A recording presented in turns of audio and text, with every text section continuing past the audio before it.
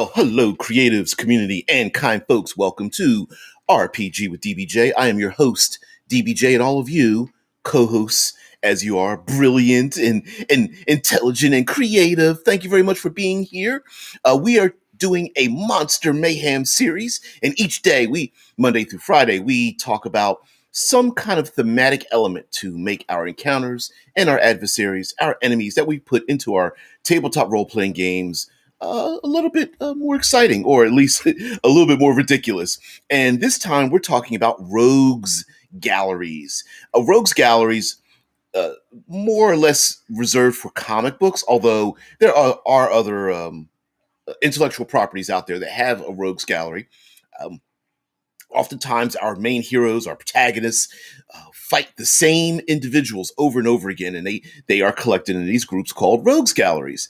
And in role playing games, more or less, there are a number of players, not usually just one. So yesterday we talked about the X-Men, and today I thought we would go even more ridiculous. Let's talk about the Justice League. Now, um, all of you know that the Justice League has been around for a long time. Essentially, the Justice League is made up of a large number, a group of heroes. And each of those heroes themselves has a number of enemies. And so the Justice League, and this was a very easy thing to do for comic books to increase their sales and such.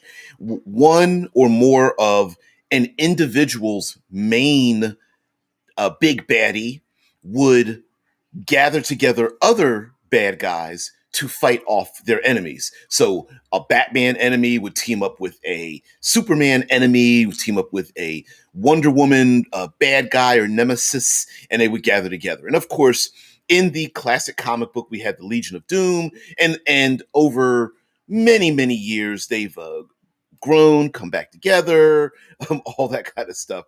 There's been the Injustice League, the Secret Society of Supervillains.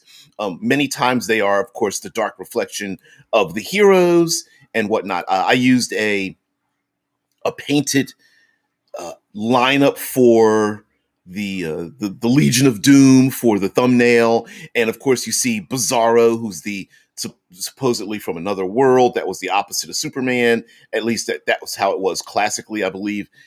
Bizarro was even brought back at one point failed uh, as a failed clone. And then, of course, you have Lex Luthor sitting at the head wearing his green and purple, because kind of honestly, those were the colors that were left in the palette that the during the four color heyday of comic books and things. So, but we're going to have some fun with this because the classic Legion of Doom type characters and bad guys that were designed to challenge the Justice League collectively became very common. For example, they would have these at the time they were called annuals, in which like once a year they would do these big splash page comic books where all the heroes get together and they fight some kind of enemy. Later on, what would happen is they would build into these yearly series. So a a big bad like a Mazo or um, Despero or Starro the Conqueror.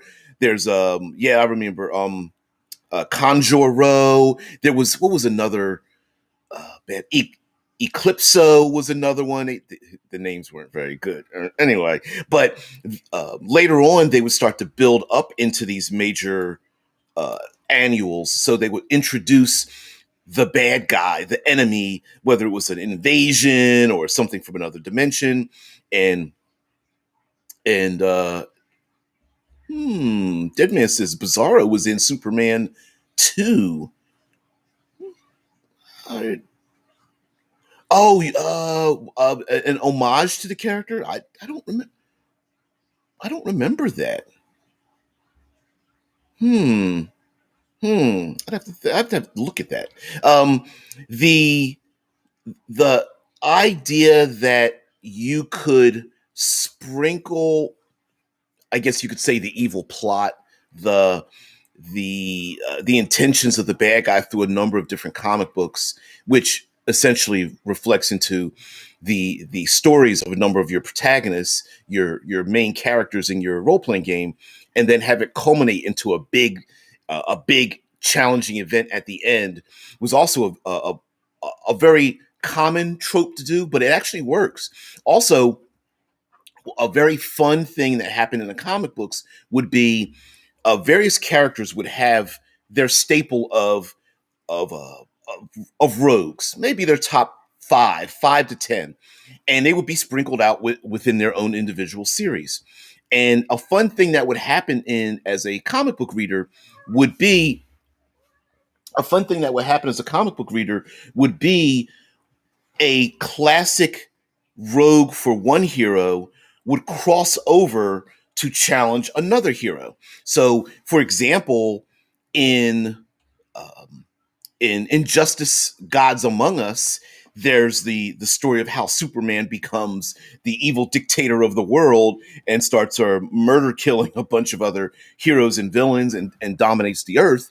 Happens because the Joker, a classic Batman villain, creates a situation and challenges Superman, and vice versa. Batman has fought Lex Luthor and things like that. Nowadays, it's not as uncommon as it was in the past, but it was a big deal as far as as comic book fans go, that you would see the Kingpin go up against the X-Men, and you would see, well, who's a good X-Men villain? Magneto up against Spider-Man or something like that.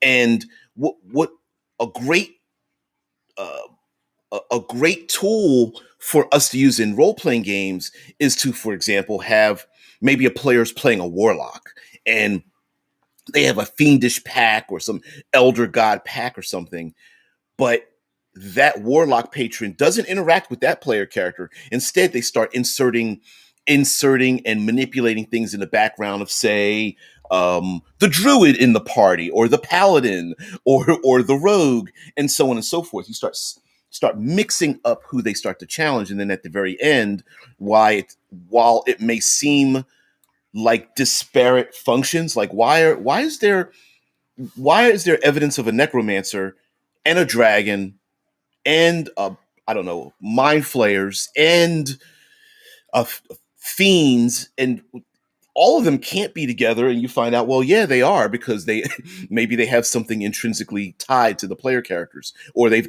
come together, failed, all of them failed in their own, pouting in in the villain's lair and going like, I've been a red dragon for centuries and I've never been able to take over the countryside. And the pit fiend is like, same here. And they go, yeah, let's work together. Dead Man explains from Superman 2, the blonde guy made by Lex Luthor in Superman 2 was Bizarro Superman. In Superman 2, maybe we're referencing you mean Superman 4? The Quest for Peace?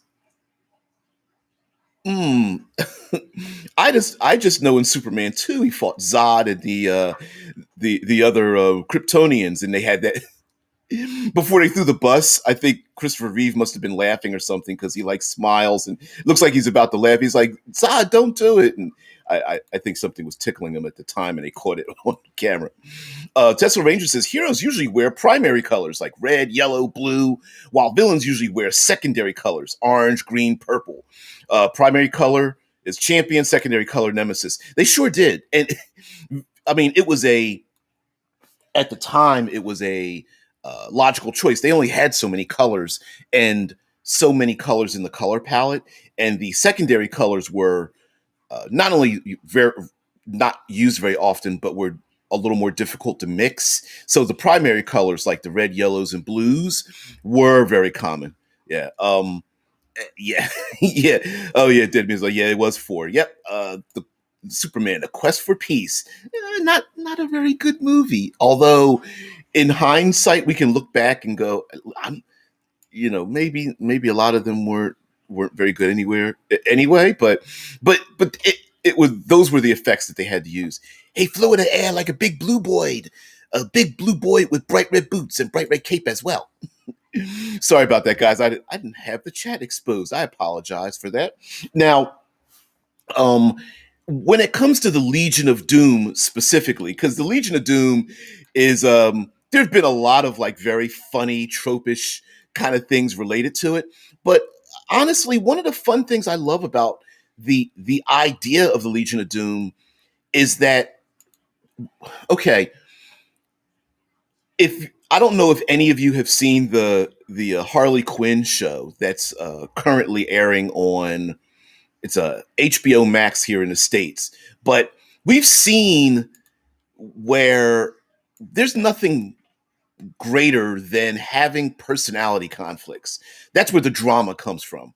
And under, allowing the player characters to be involved in or even manipulate the the personality interactions. You know, Lex Luthor being the head of the Legion of Doom, or maybe even honestly creating the Legion of Doom, depending on, you know, whichever era of comic books you like.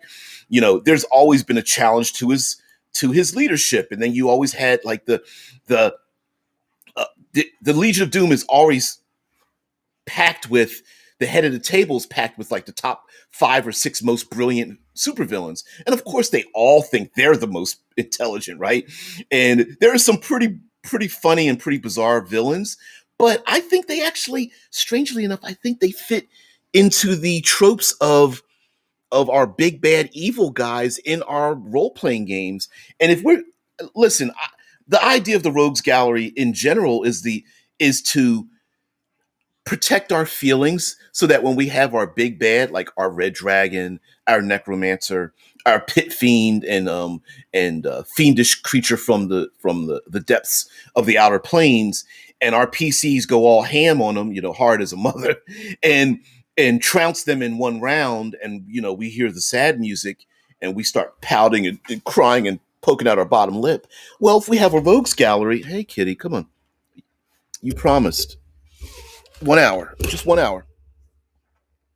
Thank you, kitty. Yeah, yeah, I'll give you head scratchies after that. Sorry about that, guys. Um, that's Sophie Boo Boo. I think there's a cat theme amongst us role players.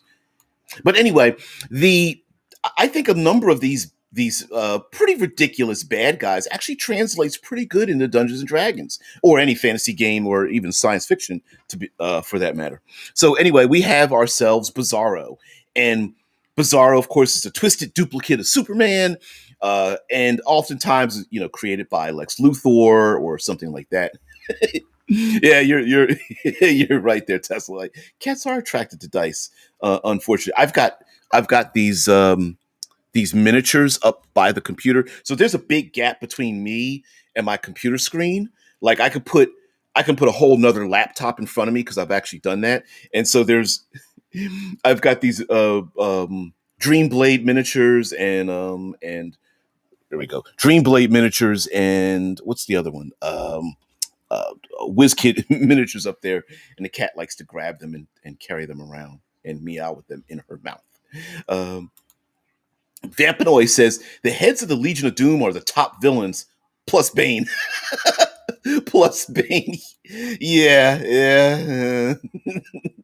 And but actually, one great thing to play with is, and I'm this is going to sound terrible. One thing we can do as world creators and encounter creators is to kind of play with ourselves. I'm gonna let that sit there for a little bit. In the sense of, if you have a necromancer and a fiend and a red dragon and an elder god or something, and they're trying to team together, that's not going to work out too well. And the Legion of Doom kind of doesn't really work out too well anyway. They're always like arguing with each other, fighting each other, not paying attention to the minutes of the meetings. They're committing crimes, and one has a different agenda than the other one.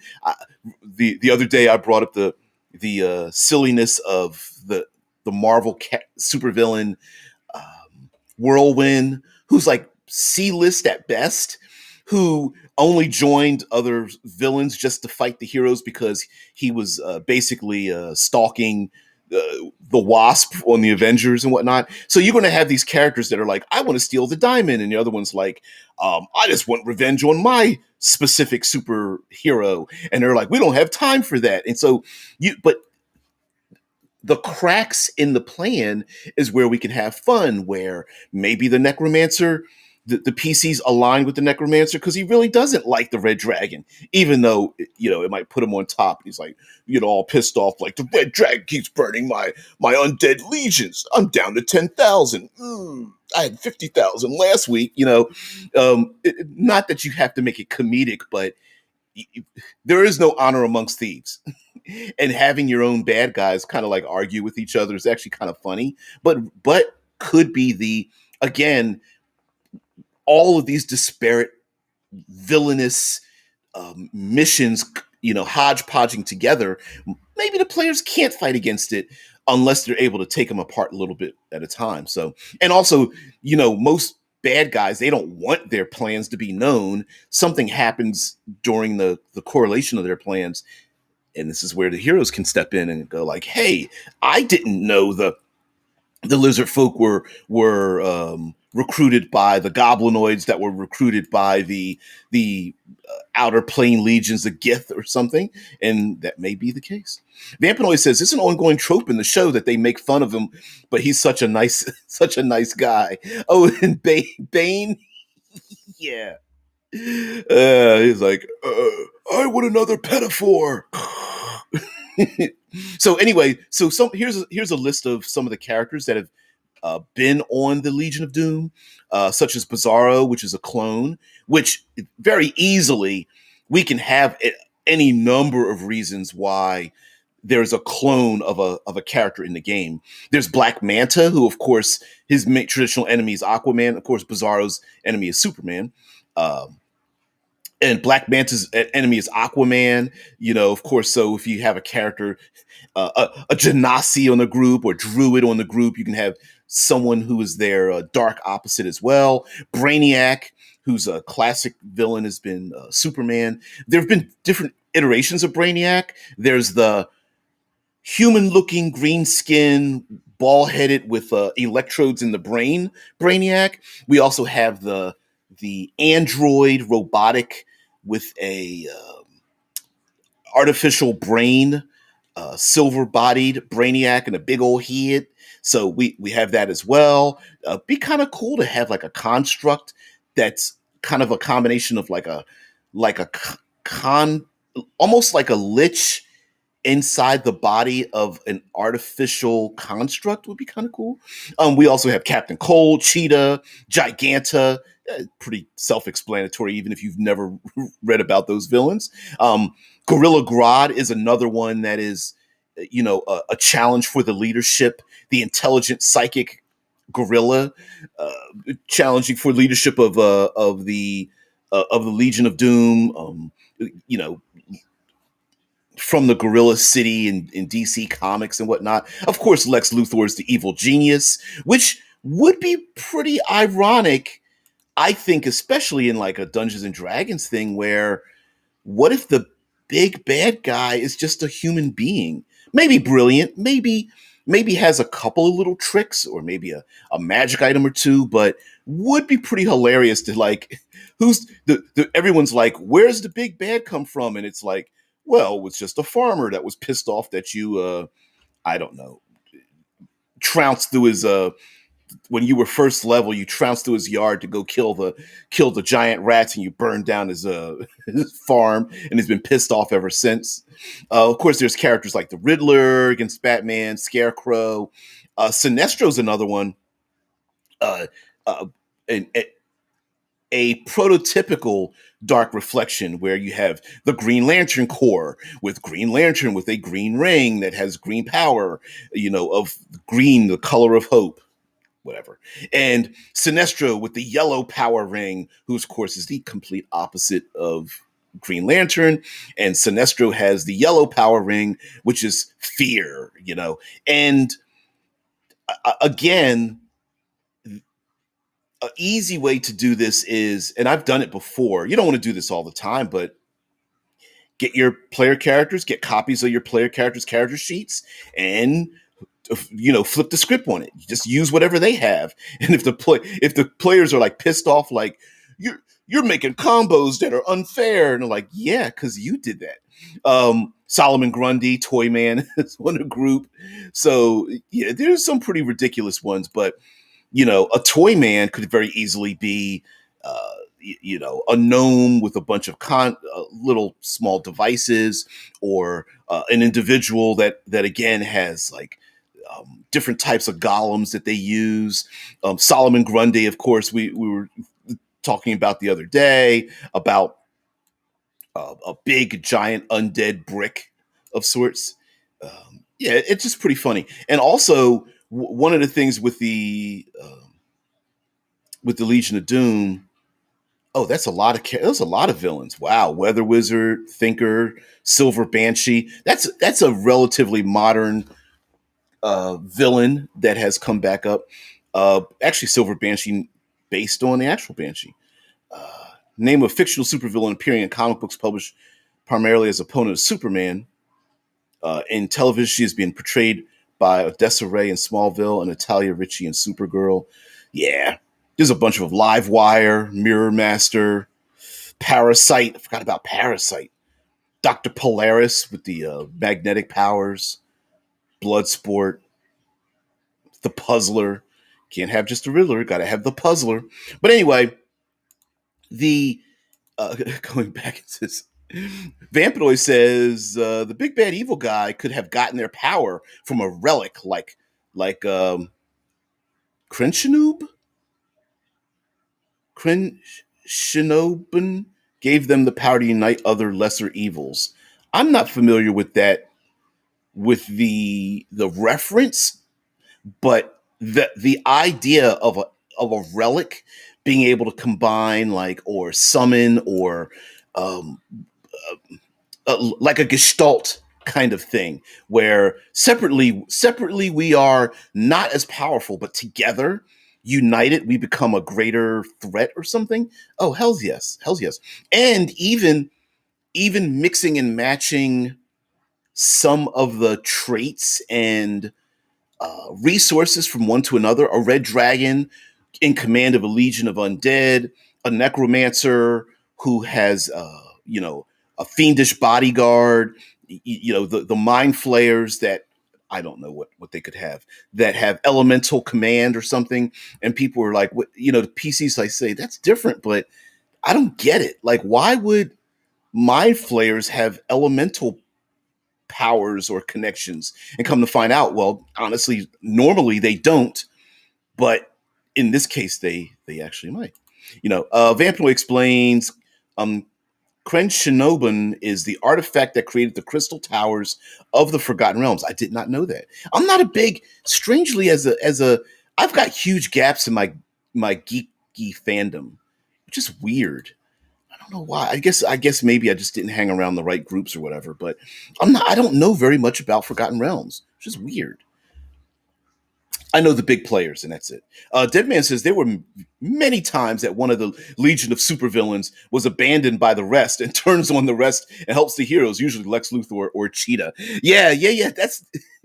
That's another fun part, right? Where of course, you have this disparate group of villains, and for one reason or another, they do abandon one of their own to the heroes, or because of a mission that went wrong, or one of them really has a desire to take out the heroes, and the others are like, I don't know, I think we need to wait, and either runs headfirst into combat, or sets off an alarm, or what have you, or maybe even thinks like, I'm bad, but I'm not that, I'm evil, but I'm not that evil.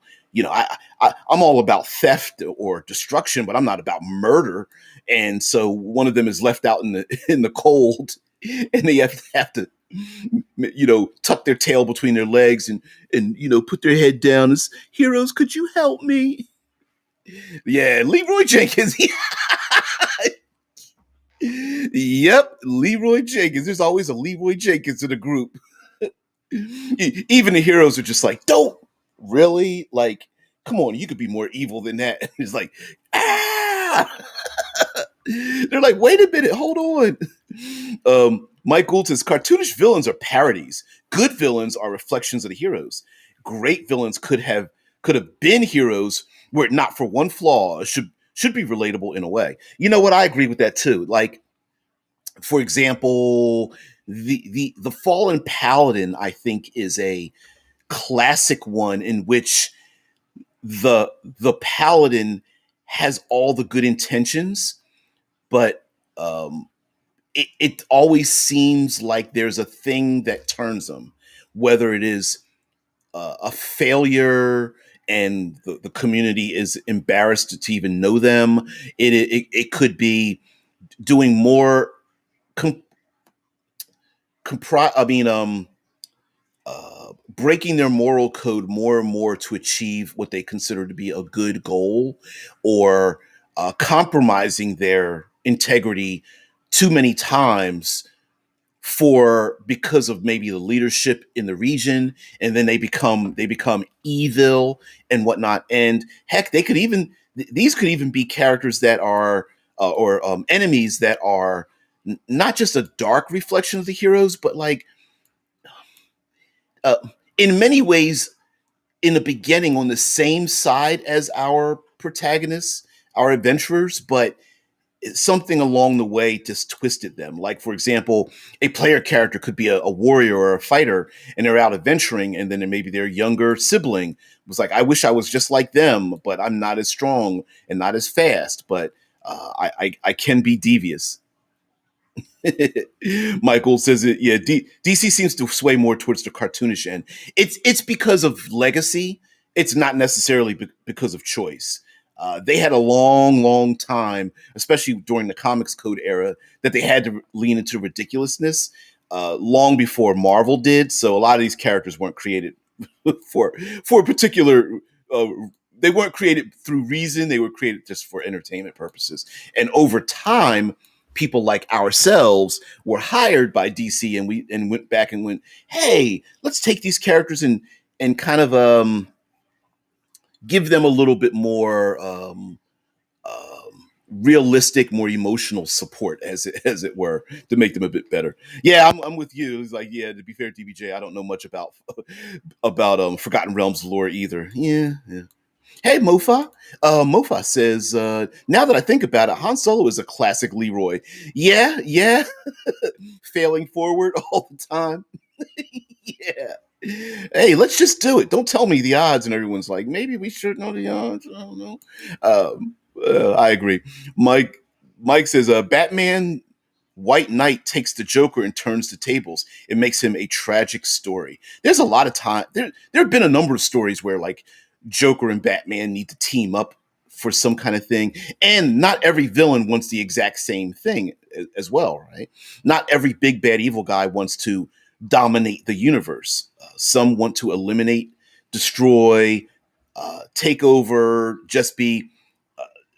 Some just want to be admired and whatnot. So yeah, and a vampire lord might not want a host of mind flayers in their realm. Because they both feed off of similar prey, and the vampire lords like it's going to be difficult for me to get rid of those brain eating tentacle faced bad guys or something like that. In the up front they might agree to it, but behind the scenes they might need the hero's help.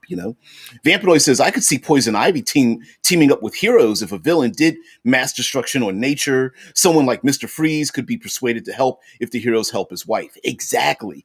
And that's a great story. And also kind of a good reason to have some of these people come back over and over again. A rogues gallery is a rogues gallery because a lot of these characters come back.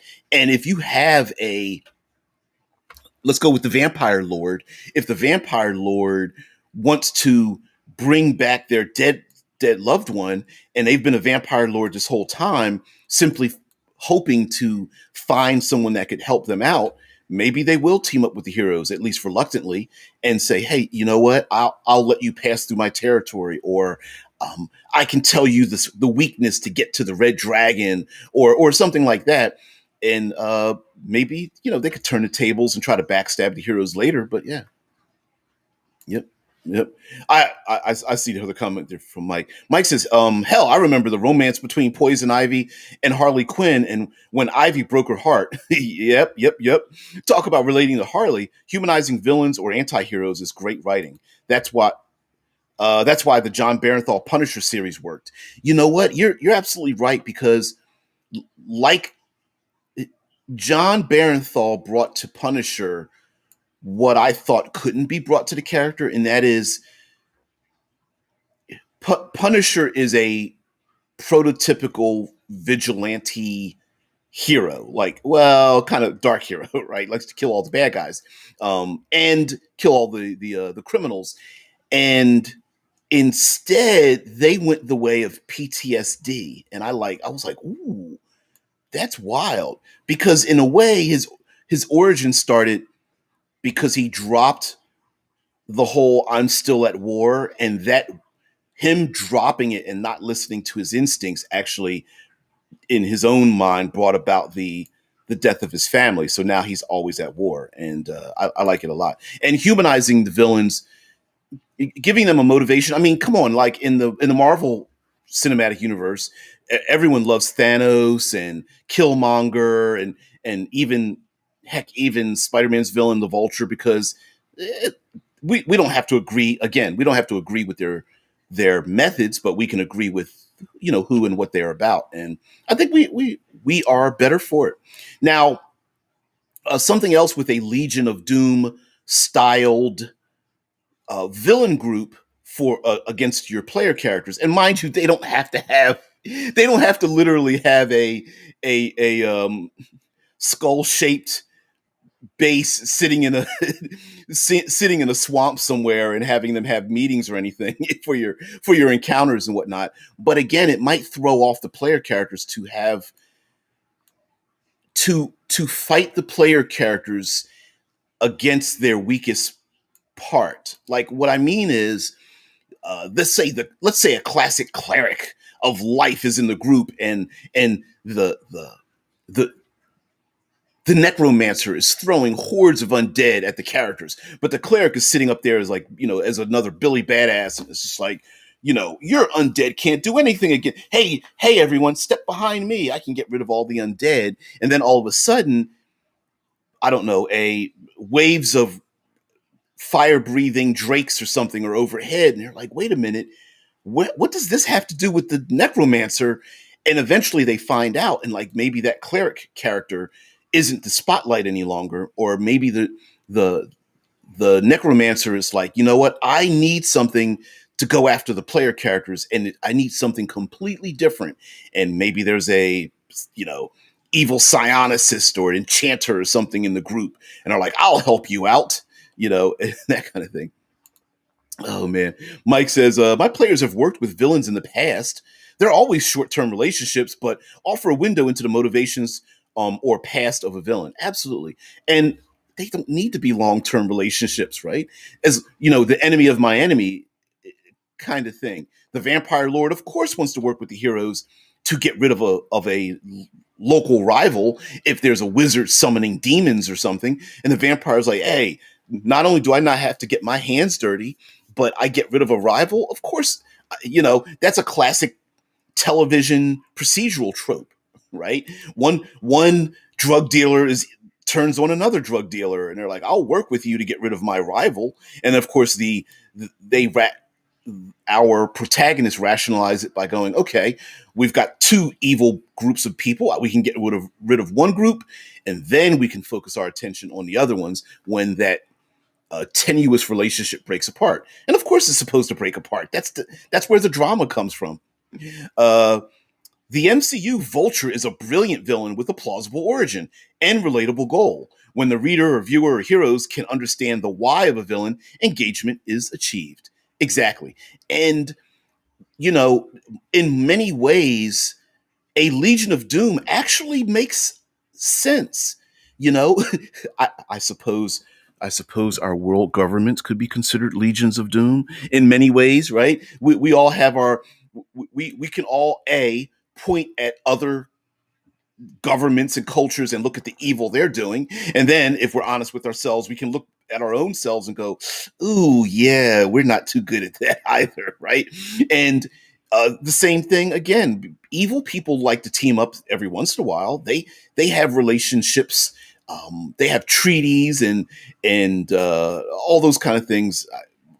Even with whether they're governments or not, to work together to achieve a goal. How many times have we seen the story where and angels and demons work together because they want the war to continue, or two cultures are at war, and agents from each culture befriend each other to keep the war going, knowing that if the war were to end, both of them would be out of power, right? Which is kind of ironic in the sense that, wow, they actually work together. Mike says, I've written a necromancer, but never got to use him, styled on the motivations of Mr. Freeze. He needs to find a way to bring his loved one back to life. Animating or creating undead is a way to find a solution. Yeah, yeah.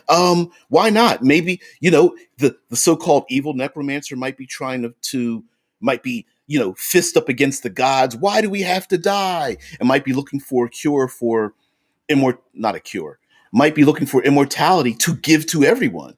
And this could just be the mid ground or something. So yeah. Mike says, were the day a bit different, Lex Luthor could be a hero and Batman could be a villain. I think at one point, there was a storyline where um, Superman is about to die, and Lex Luthor tells Superman, I know how to bring about world peace. And just to rub it in your face, I'm going to bring about world peace after you're gone, just to let you know that I can do something you never could do. And it was something to that effect. Like, I've always had a plan for world peace. You just weren't able to do it, but I'm better than you, and I'll show that I'm better than you. I can't remember what it was, but it was like he kind of like whispered in Superman's ear while he's dying or something like that. Vampanoid says the blood war. Players struggling, fighting demons. Archdevils show up with gifts. Yep, the blood war is a perfect example of that. It's the what was is it Mordenkainen that wants to continue the blood war, because if the if the demons and devils ever team up, they would absolutely overrun the prime material plane and the astral plane and all that kind of stuff. So yeah, you got to keep them fighting each other. And then, like you said, the heroes, our heroes are fighting against demons, and the devils show up with, here's some free gifts. No, no, no, no. Take it. No strings attached, or at least strings you can't see, right? But in many ways, they might want to give them gifts without strings attached, because they are doing, Asmodeus or Asmodeus is just like, as long as they're doing our work, who cares, Oh, sorry, wrong one. Sorry about that, guys. Mike says, taking from the Devil's Advocate, there's a line about using the Bible as the justification for the defeat of the devil, and the devil says, consider who wrote it. It's a brilliant counter argument. Yep. Yep. Yeah, like, wait a minute, maybe. Oops, sorry, jumped on me. Deadman says were several Forgotten Realms heroes that seek to continue the Blood War. And using the Blood War as an example, so we can get more into fantasy than comic books, even within the Blood War, I guarantee you there are demons that are turning against other demons in that war. Hey, this one, Demogorgon is getting all of the glory, and Orcus is just like, I don't want that to happen. Hey, heroes, I'm going to give you something to prevent you from going insane when you look at Demogorgons, look them in the eye or something, because I want you to stop the onslaught of his soldiers, because I want to be in charge or something. Mike says, smart villains should always be able to justify their actions to others, even if the argument is flawed or wrong. Thanos, everyone. How many people are like, Thanos is right? Wait a minute, no, he isn't. Why don't you just double all the resources for humanity instead of destroying half of them? But when you're convinced of a certain thing, it happens. I actually was considering doing a series where we talk about, the importance or is alignment important any longer, considering things like the Blood War, Planescape, or rather, not is it important any longer, but basically to go through each of the planes from Planescape and like how we could use that and what how why that relates to alignment, because new players now have no relationship to what alignment was used during the 90s, the mid to late 90s during the Planescape era, and I thought that would be kind of fun. That's just a side note. Um, let's see. Mike says, I can remember when I played my Tiefling Paladin during the Out of the Abyss story. The Blood War was a huge motivation for him. Exactly. And again, we have a lot of built-in story elements that maybe we're not pulling the threads on.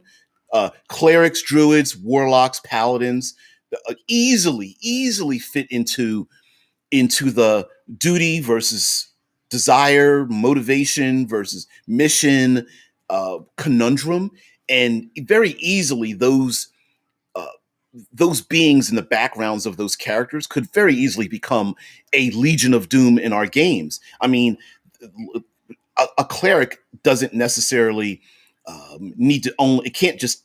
It doesn't need to be cleric and the godling. There are lots of avatars, demigods, monsters created by the gods and whatnot that could all be part of it. Same thing with druids, and with warlocks, it's not always PC and warlock. It might be PC, warlock, and a whole bunch of other underlings that are taking part in it. And so you get to tie in those stories together, and of course start to mix and match things. So absolutely. Mm-mm-mm. Uh, Vampanoid says, "Yeah, Mordenkainen was kind of a jerk at times. I don't know how many people remember he enslaved Bigby when he was evil. Ooh, I don't remember that storyline. I know Mordenkainen was kind of like the ultimate keep balance in the universe kind of thing, but I don't remember him enslaving Bigby. Bigby's hand spells and all that kind of business. But I love it. Mm-mm-mm.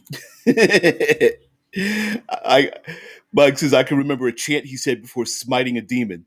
1, 2, 3, 4. I declare a blood war. I, wow, that's funny. That 4, 3, 2, 1. The world is over when the blood war is done. I don't know. You could go on and on and on with that.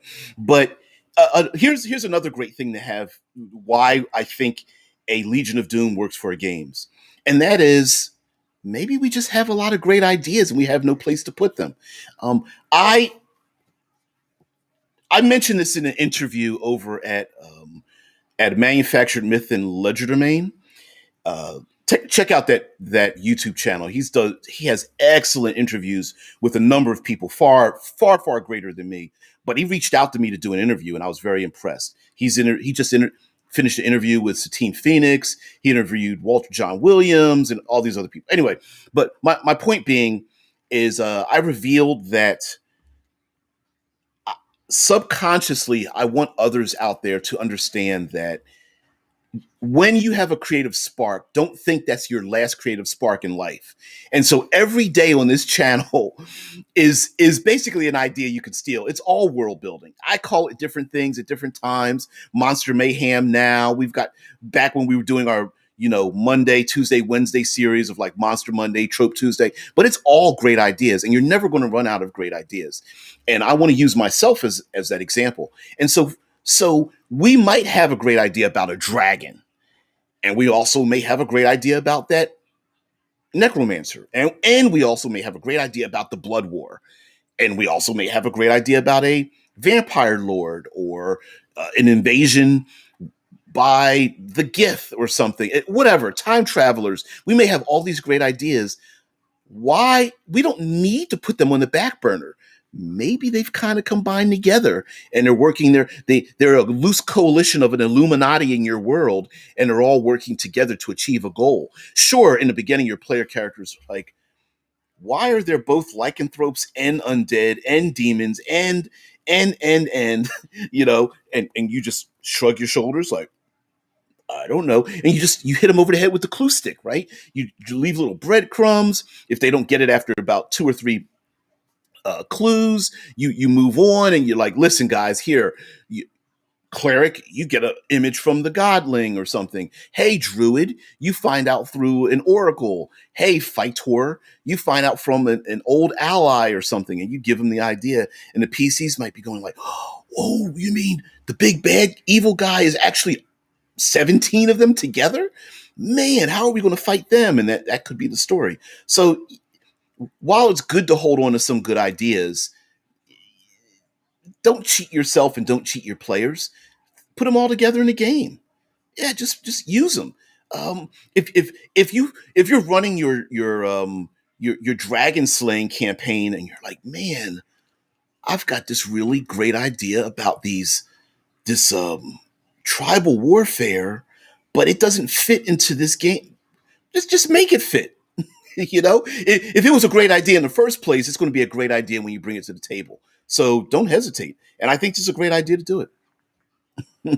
Yeah, Mike says, I take every random idea and write them down on notepads or scratch note sheets. My DM's journal looks like a conspiracy theory board of post-it notes.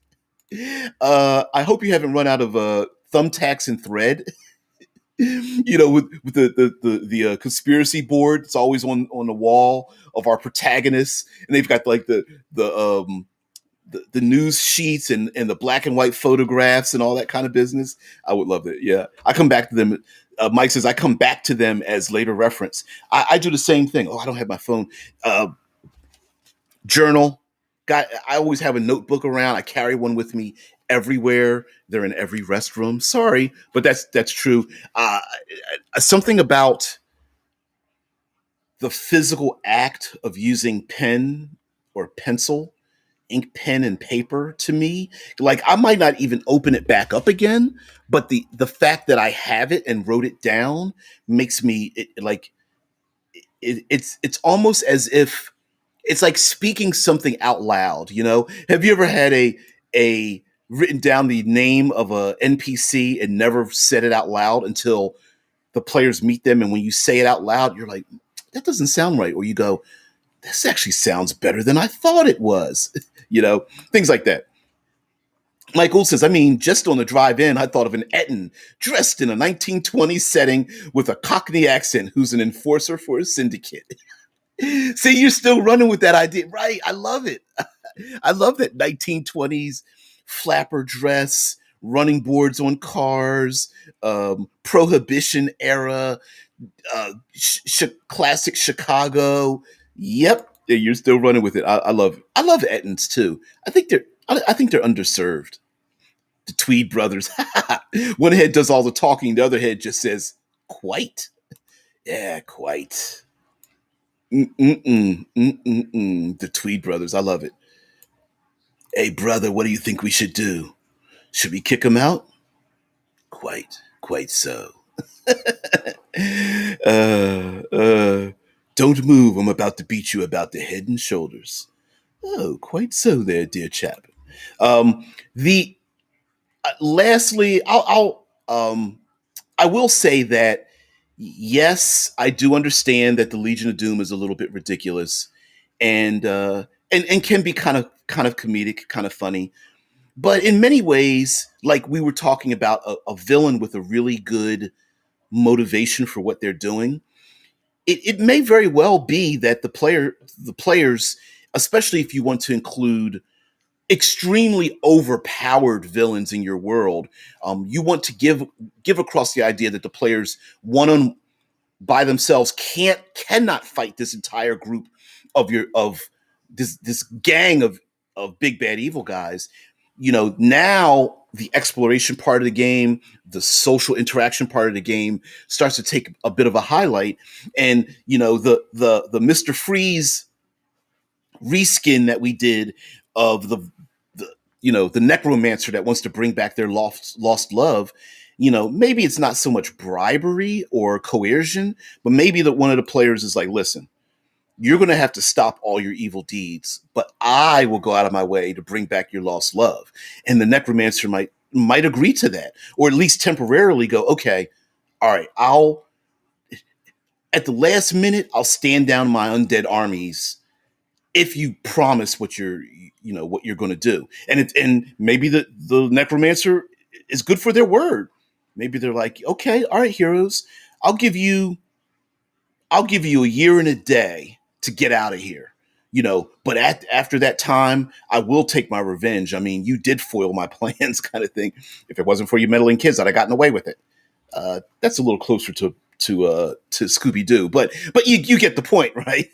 It's that whole thing where little by little the heroes might start chipping away at the bad guys rather than, hey, let's all run into the skull in the middle of the swamp and fight all 27 bad guys sitting around the table talking about what kind of pastries they're going to order for their next meeting.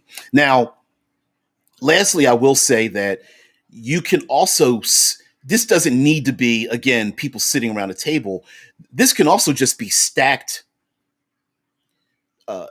importance. So a vampire lord and a dragon might be underneath, let's say, a pit fiend, and that pit fiend might be underneath. Like, now they may not agree that they're secondary, but they might be treated as secondarily uh, powered wise. Vampanoid says, once my players decided a small organization that was supposed to be a one session thing needed to be taken down completely. They were supposed to be some no name throwaway enemies, but since they thought they were important, they became recurring villains. Exactly. Exactly. Fast forward, they decided to settle it with a duel of leaders and find out they both served the same deity, Tempest. Duel ended in a draw since they both died. Ooh, that's kind of cool. That's as much as I could put up there, Vampanoid. But yeah, I mean, who's to say that they aren't like you're saying, serving the same entity, or going like, well, maybe that minor, uh, I don't know, bandits on the road. Maybe the player characters think there's something more important, or maybe you do a callback to something very unimportant, some no named randomly rolled encounter that you had with your player characters going from A to B, and you go, wow, you know what? Maybe this does have something to do with what's going on or what's happening in the future or what the player character's goals are. And of course, again, solving the issue with a duel or solving the issue with you know, let's leave the countryside out of this. Let's let it just be between you and I or something. Yep. Ooh, some divine intervention brought them both back and then they became allies. Yeah, of course, it's all story. It's all story. And let's not be afraid to have that story. Maybe when the player characters, instead of defeating the red dragon, they convince the red dragon not to attack the countryside and to back off.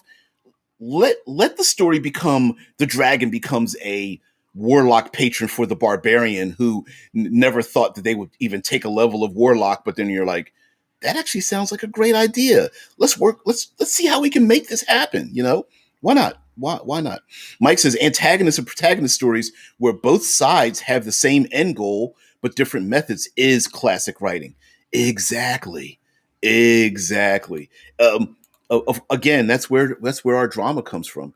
And yes, we want to have combat, we want to have fighting. You're gonna have enough of that in there anyway.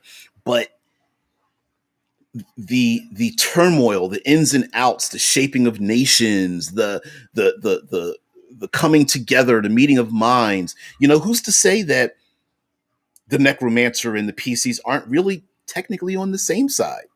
The necromancer's like, we've been besieged by goblinoid hordes for generations. I needed to do something, and I was willing to learn anything to do it. And the PCs are like, oh, that's why you raised an undead army? Because your people keep getting attacked? Well, we can solve that. The necromancer might be like, I didn't think you'd work with me, or something, or whatever. My feelings were hurt this entire time, or whatever. Mike says, much to the protests of the rest of the group, that draconic sorcerer I mentioned yesterday did tasks from time to time for a lich. The rest of the party said it was evil. I said it was pragmatic. Yeah, and of course we all like to rationalize what we do. That's what villains and heroes do. We rationalize it. It's the I killed the the pregnant women and killed the children in the caves of chaos, after leaving the keep on the borderlands because they're going to be evil, right? It's the rationalization of it. Now, do you know that for sure? No, but yeah, we all like to do that.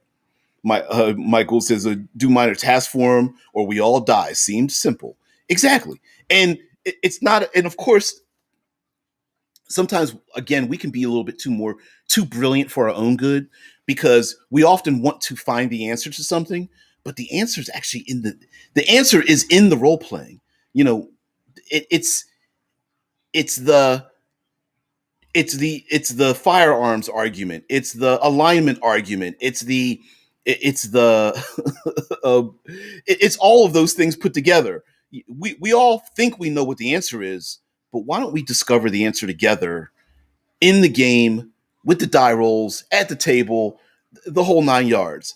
Will firearms take over Greyhawk? I don't know. Let's find out. What maybe they won't. Maybe they will. Maybe the PCs never live long enough to find out whether it even happens or not. We don't know. you know, sure, you can say, well, given enough time, sure, why not? Same thing with our Legion of Doom idea, right? All the villains can come together for one moment, and and uh, and yet we still may not know. Still may not know. Yeah, I love that. I love that meme there. Who posted that? Oh yeah, Tesla put in the Han Solo meme in Discord. He's running down the hallway and being chased and stuff like that. Yeah, and chasing all the stormtroopers, and then it's like, yo, whoa, shit, running headlong into trouble. I love it. But anyway, guys, thank you very much for being here. I understand that the Legion of Doom is pretty ridiculous as a concept, but I think there's threads of things that we can use from it. Yeah, I think there's, I, I really do. We often don't see our big bad evil guys sitting together to discuss their evil plans, whatever they may be, and coming together with a meeting of the minds, and walking away from the table going like, wow, now I understand why the heroes are doing what they're doing. Or I'm only going to go along with this until it benefits me, but when it doesn't, I'm going to get the heck out of here. I'm going to turn on them, or I'm going to leave a clue for the heroes or something. I'm going to leave a magic item left behind just to allow them to transport themselves to another plane of existence just at the last minute, because I might need to use the heroes later on or something like that. Mike Gould says, given enough time, almost anything can happen. When players or heroes use that argument, it always comes off as hyperbole. It does. It really does. And that's why I say sometimes we're too smart for our own good, in the sense of we we are we are pattern recognition machines, and we love patterns. And so we default to the most common pattern when deciphering the outcome of a thing. But patterns don't mean guarantees. And in the game, that's where the monkey wrench comes in. That's where the chaos comes in. A thing might not happen the way it should happen because of the drama, not necessarily because of what we understand the pattern to be for the outcome of that particular pattern. You know what I mean? Michael says, have you read the infamous Iron Man where Doom took the Iron Man armor? It opens with Doom chairing a meeting of the Cabal. I don't remember that, but Doctor Doom's kind of classic, a classic villain for doing that. Um, uh, uh, Teaming up with other bad guys to then turn against them or use them as cannon fodder. It's so common. The argument among them comes off as more plausible than any conversation with the Legion of Doom. Yeah, Marvel has always been that way, and you got to remember, like DC DC characters were created at a time when the ridiculous was normal, and it also depends on the writers and the artists and things like that. Like Lex Luthor, for example, back in the '80s, was made into a typical Wall Street douche, right? Like for a short time, I mean, Lex Luthor used to wear the popped collar and the purple and green. Doesn't do that much anymore, but through time, we love to go in and go flip the script on it. So yeah, I love it. And again, like Mike is saying, do we need to go ridiculous? No, we can have actual common sense bad guys sitting down and talking amongst each other. You know, exactly.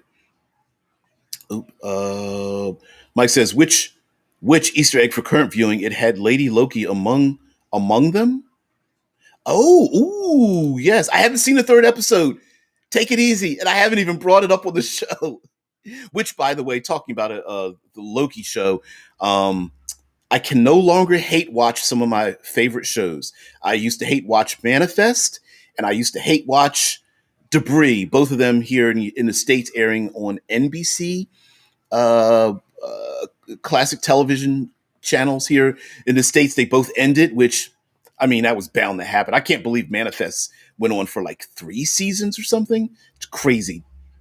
Anyway, they're done, so I have to find something else to hate watch. So anyway, guys, I want to thank all of you for just being part of the show. Tomorrow we're going sci-fi. We're going to go with a, a rogues gallery in Star Wars. We're going to go with Sith Lords, and we're going to take apart some of our most famous Sith Lords and how we can use them as a rogues gallery of sorts. Yes, do they have similar capabilities? Of course, but we're gonna delve into some of their motivations, some of the tier levels that they are, the hierarchy, like what not just what motivations, but who wants to take out who and whatnot. So yeah, yeah. Yeah, thanks, guys. Like Vampire's like, ooh, Sith Lords. Yeah, yeah, yeah, yeah. We're gonna do Sith Lords tomorrow.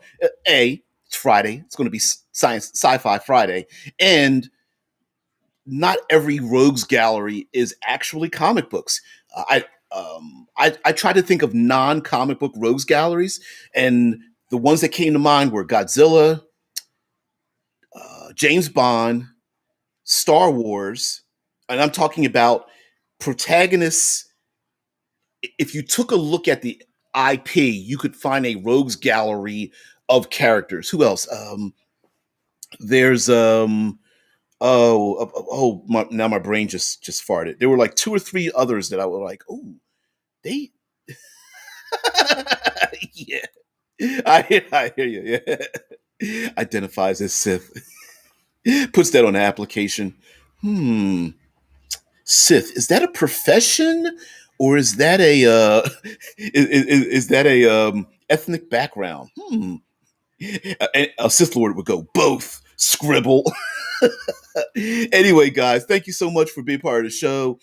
Please like, share, subscribe, all the good stuff. If you've been in the show this long, you're already part of the group. I want to thank all of you out there for just being part of the show. Not sure what I'm going to do next week, but I'm really interested into delving into. I kind of want to argue about alignment a little bit as it relates to Planescape and the wider world of fantasy Dungeons and Dragons, and using that as a motivation for games and such.